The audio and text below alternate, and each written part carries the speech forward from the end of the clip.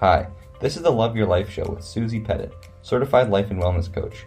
Join Susie as she helps you with your wellness and mindset so you can live a life you love.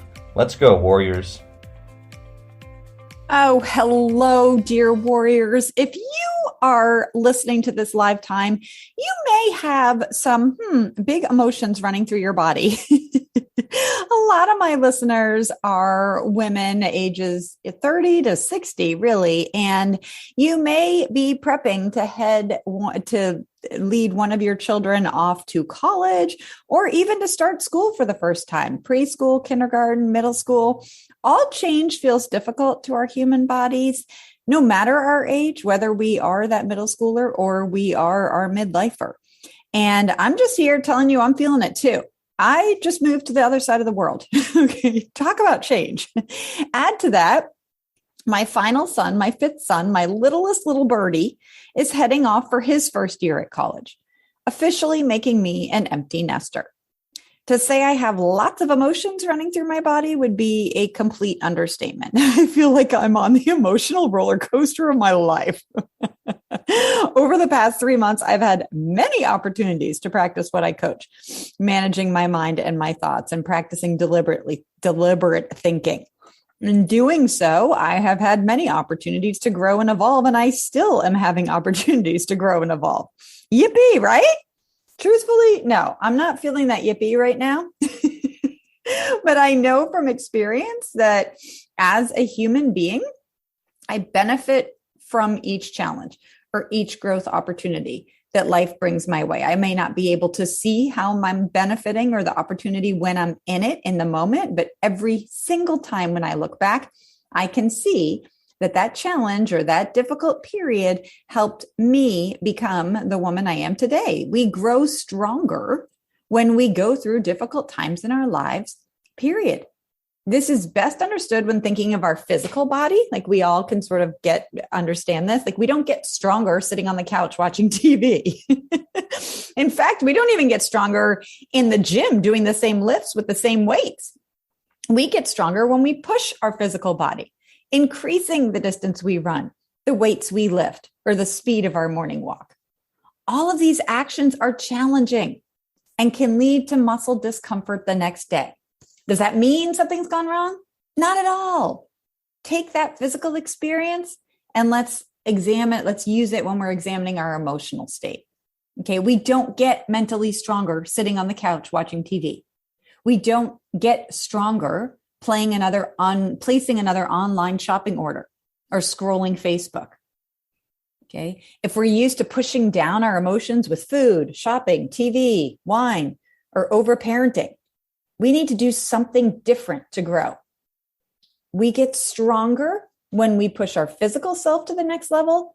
And the same goes that we get stronger when we push our emotional self to that next level.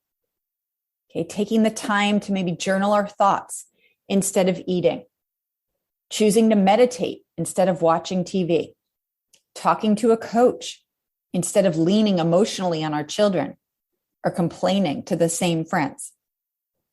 All of these actions are uncomfortable, similar to the sore muscles. But does that mean something's gone wrong?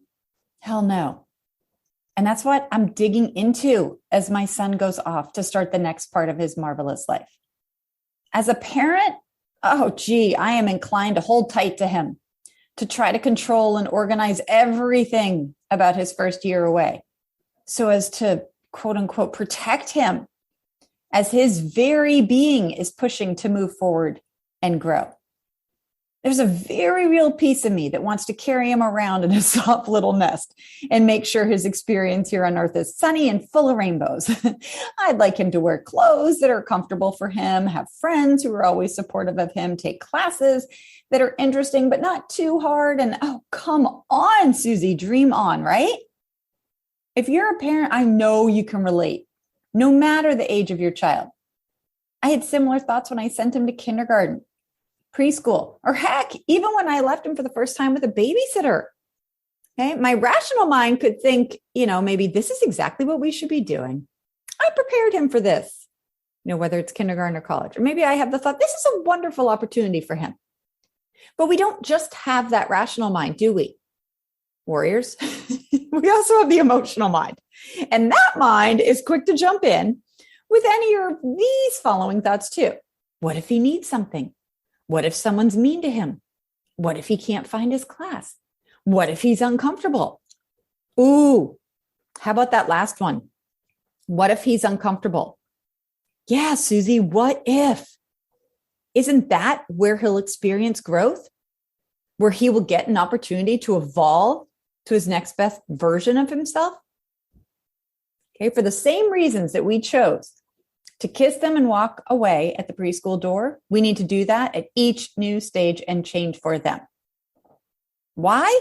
Because kids grow through discomfort too. We're either growing or shrinking as humans. And hand in hand with that growth path is discomfort. Okay, you know all the things I've done so many podcasts on. Feel the fear and do it anyway. You don't get bigger muscles sitting on the couch. And kids do not evolve into the strong men and women they're meant to be by staying in our basements. My sons have grown into the young men they are because of their discomfort, because I haven't been able to keep them in a soft little mommy nest their whole lives. Okay. His growth and strength have come from the bumps and falls along the ways, not making certain sports teams, staying up late to finish projects he didn't pre-plan for, watching his parents' marriage fall apart, speaking up for himself with peers, navigating life between two houses, traveling to unfamiliar countries and seeing uncomfortable things, getting uncomfortable and then learning that he survives it all. He may not always enjoy it. I know he didn't, but in experiencing it and surviving it, he comes out stronger and more resilient. Instead of running and hiding, he gets to develop into that next best version of himself. No, it has not always been a smooth road for any of my sons. Yet all of it happens to make them into the amazing young men they are today. In the same way, this is all happening for us, dear warriors, to make us into the amazing women and men warriors that we are. And so, to all of you out there, moms and dads and people who are experiencing change and these growth opportunities, courage to us this month. Courage to step back and let go of control. Okay, we will want to clear the path of hurdles, rocks, and thorns. We will want to make sure they have the perfect dorm room or the perfect kindergarten teacher, the perfect experience. And yet what our kids need is for us to push pause on our lawnmower parenting tendencies and to lean into our support, to lean into me as your coach, as I remind you, your child is strong. Yes, they are. As soon as your brain is like, no, they're not, Susie. Yes, they are. They can handle this. Sure, they will stumble and they will even fall down, but they will also get up, skip, and soar if we let them. It is time. It is time to step back. It is time to stand down, mama. They've got this. You've done well. Okay, if you're sending your kid off to at any sort of new stage, please grab. I put a guide together for you. I often don't do this with podcast episodes, but this one I did because I'm feeling it too. And you can get it in the show notes at smbwell.com/208 or smbwell.com/empty nest. Okay. This guide will help you whether you, like me, are truly entering empty nest with your last little bird leaving, or if you're sending your first one off to preschool or kindergarten, or if you're going through life changes that are sort of unsettling to you and you're wondering this big, like, what's next? It is super duper, uber, incredibly important for us to take care of ourselves so that we do not leak or put our emotions and emotional state on our kids, okay, or the other people in our lives. We are the adults. Our kids are, if your kids are heading off to a new stage, they're experiencing their own emotions. Okay, and changes. One could argue even more so than us. They are leaving everything familiar, all their routines, bedrooms, friends, places for the unknown. The very, very, very last thing they need to do is to be put in the role of coach or therapist for their parent. That's our job. They need us to model resiliency and emotional intelligence. We need to get the support we need so that we can support them. We are the adult. It is not helpful for them to see us wallowing in our grief or despair, reflecting on the past and saying shit like, oh my gosh, I can't believe this is happening. Or what am I going to do with my days once you leave? No, that adds a burden to our child that is not theirs to carry. Say that to your coach. Say that inside our membership group. I get it. And I am here for you. Your feelings are valid. Okay, don't get me wrong. I'm not saying don't feel those feelings and have those thoughts. I'm saying don't say those things to your child. Say them inside the Warrior Woman group. Say them to your coach. Your child is not the appropriate outlet for your adult emotions. Your grief, your big emotions, if known by them, felt by them, will stifle their potential. It will limit their growth and their own ability to feel their feelings.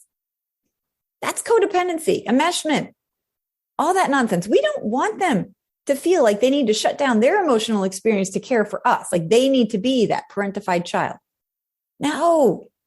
Okay, we are the adults. You have ample support and opportunities here to get support from me and from others. We want them to be able to fall apart and have their experience without the fear of what mom or dad will do or how mom or dad will feel. We want them to think, mom's got this. Mom's strong. Mom is sad, but knows how to manage her feelings. She has people to talk to and support her. It's very important, dear warriors, we don't lean on our children for our emotional support. Okay, it is, of course, fine to let them know you love them and will miss them. I have said that to my kids many times. But it's not my child's job to make me feel better. They are my child, and they are looking for me to lead, to show that, yes, this is a change. This is hard. Oh, yes. But, oh, baby, we can do this. We've got this. Looking to me to model that nothing has gone wrong here. This is exactly what's supposed to be.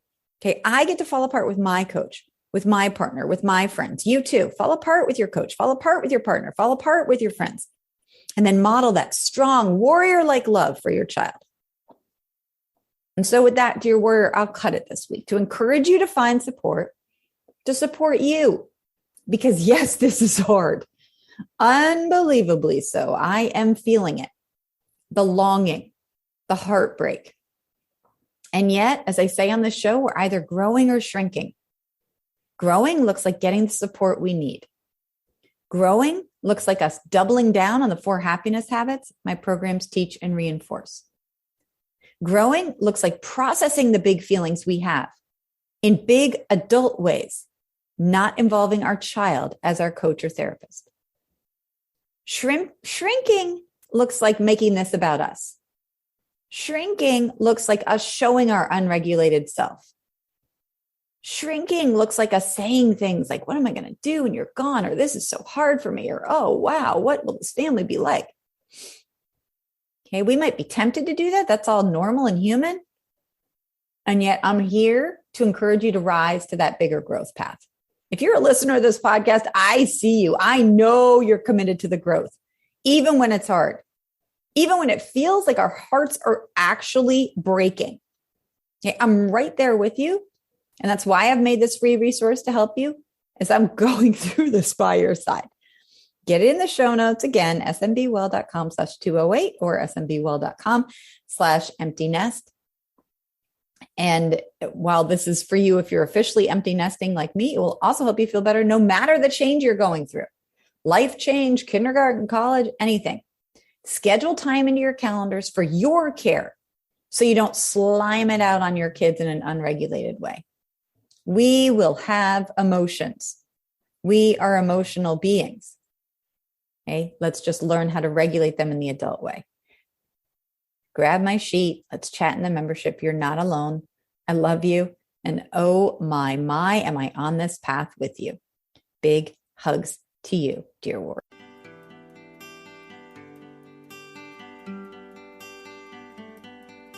Thank you for listening to the Love Your Life show. If you want to hear more from Susie and support the show, be sure to subscribe to this podcast on iTunes. Also, leave a review and share this podcast with friends and family. Go get 'em, Warriors.